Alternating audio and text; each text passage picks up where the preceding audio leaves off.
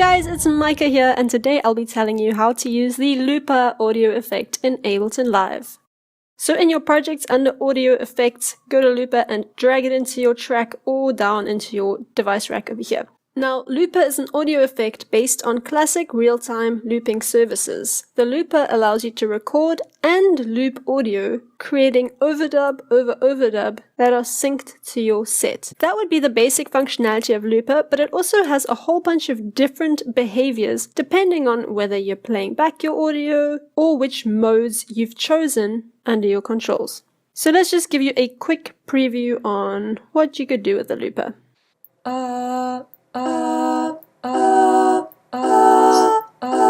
My bird Bay chimed in and it got a little bit out of control. Or if you're a beatboxer, you can layer beats. You can just lay down your kick while you're recording, and then while it overdubs you can put your snare, and then during the next overdub you can add your hi-hat and so forth. Right, so let's have a look at this looper. The top half of this looper's interface is a large display area optimized for easy readability during performance. While you're recording, the whole display turns red. And after recording, the display shows the current position in the loop and the total loop length in bars and beats. So at the moment this is 1 bar with 4 beats, and you can see how these colors change as you move through the bar and through each individual beat. You've got some controls below the display, as well as some other transport options. Then you've got your length and tempo section, then you've got the speed and reverse section, and then your feedback and your input-output section. So let's start with these 4 buttons over here.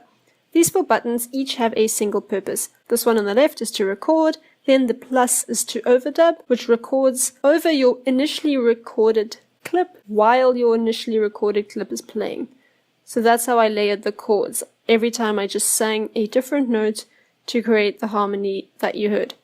Then this green triangle is your play button, which plays back the current state of the looper's audio, and then your stop stops your playback. Now below this you've also got a big button, which acts as a multi-purpose button depending on what's happening in the looper. This button over here is actually designed to be linked to a foot pedal so that you can control your record, overdub, play and stop with your foot pedal. If you have a clear looper, then it'll be a circle like that and one click will start recording. If you click it again, you see it's a plus now, it'll begin overdubbing what I just recorded.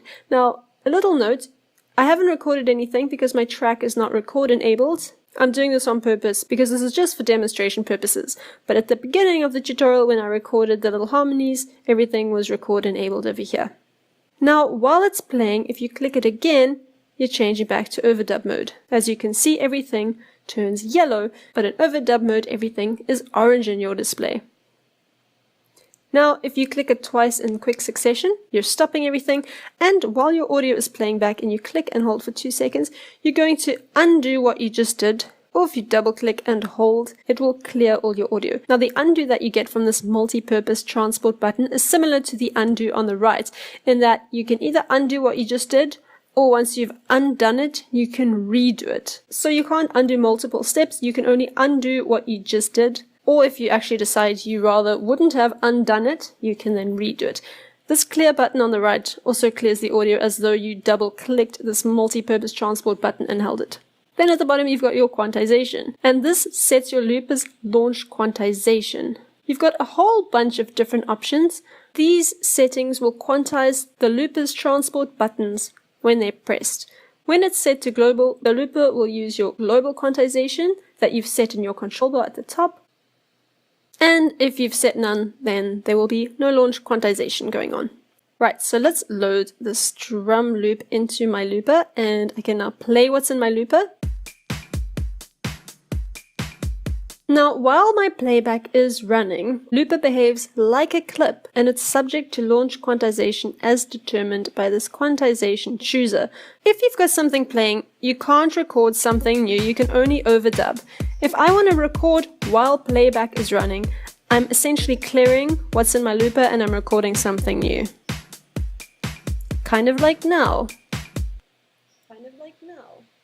Right, let's move on to the middle section over here. You can predetermine the length that you want to record. So at the moment it just says record X bars, and this just means it's going to record for as long as I want until I click overdub, in which case it's going to overdub. But if I know that I want to record 2 bars or 1 bar from the get-go, then I'm going to hit record, and 1 bar later it's just going to start overdubbing. But you can also make it that after 1 bar it starts playing instead of overdubbing, and you do that by just clicking this little square over here. Now the song control chooser determines how Looper's transport controls will affect Live's global transport. And just to reiterate, the transport controls are these guys over here: stop, playing, recording, and so forth. So if this is set to none, then it means that the Looper's transport controls have no effect on Live's global transport. Start song will start Live's global transport whenever Live enters play or overdub mode. Looper's stop button also has no effect on the global transport. So I want you to just keep your eye up here.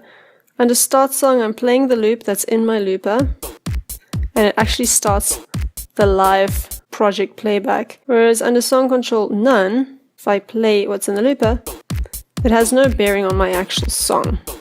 And then start and stop song locks Live's global transport to the Looper's transport controls. So entering play or overdub mode will start Live's transport, while pressing Looper's stop button will stop Live's transport.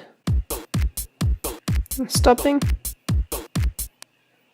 So just be aware of the subtle difference between having things only in your looper playback versus having your looper actually start playing back everything in your live set.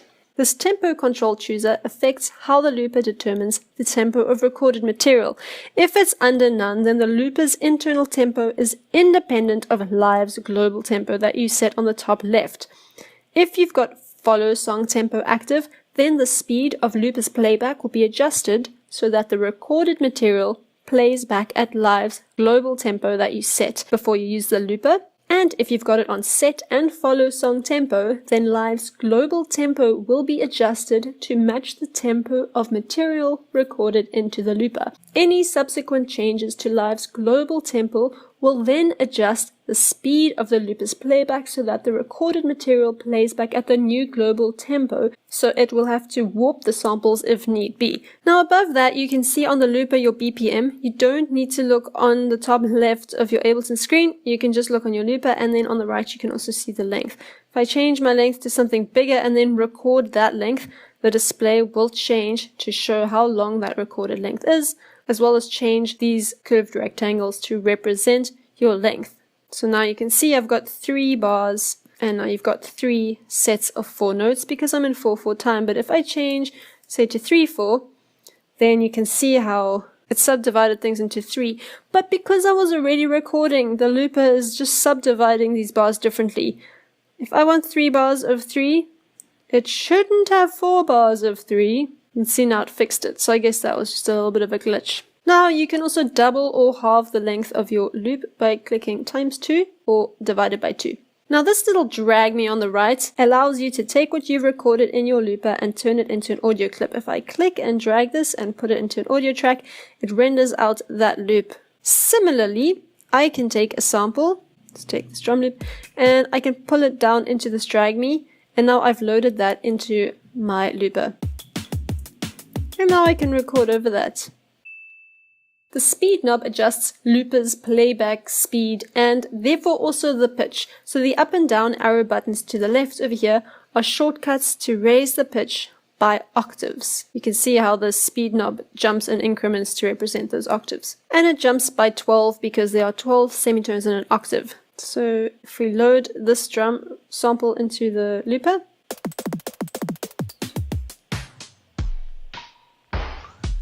and you can reverse it too. And I like the little detail of how the display reverses as well. Then you've got feedback, and feedback sets the amount of a previously recorded signal that is fed back into the looper when overdubbing. Then at the bottom you've got this input to output, and this input to output chooser provides for monitoring looper's input.